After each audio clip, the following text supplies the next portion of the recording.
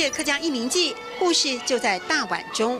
当轮值的那一个庄头会有奉饭，奉饭这是义民精神的敬祖的那个表现。鱼眼鸟看图里是客家义民记的写实缩影。关系轮值代表罗氏宗族推出随身版瓷碗，用科技看文化，一目了然。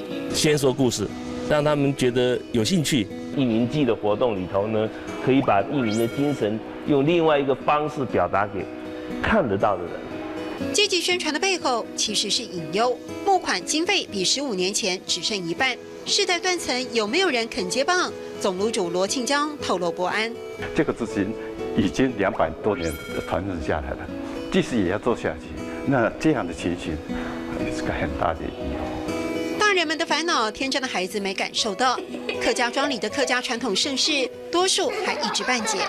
你知道什么叫义民节吗？不知道。那你会参加吗？今年？我不知道在哪里哦。不知道在哪里哦。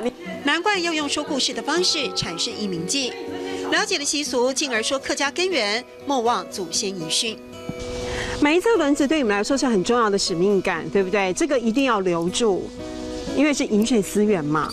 做年饮水思源啊，做人饮水思源，就是做人要饮水思源，下一代要做得更好，要比现在更好，要懂得感恩，要得感恩，对不对？对。看到这个大碗，我有好奇。当我的好奇透过故事得到解答，我产生了理解，而这个理解会使得大家对于义民记不再只是看热闹而已，因为义民节、义民记应该要能够变成义民文化，继续下去。做人愛飲水思源，曉得感恩；做人愛飲水思源，曉得感恩。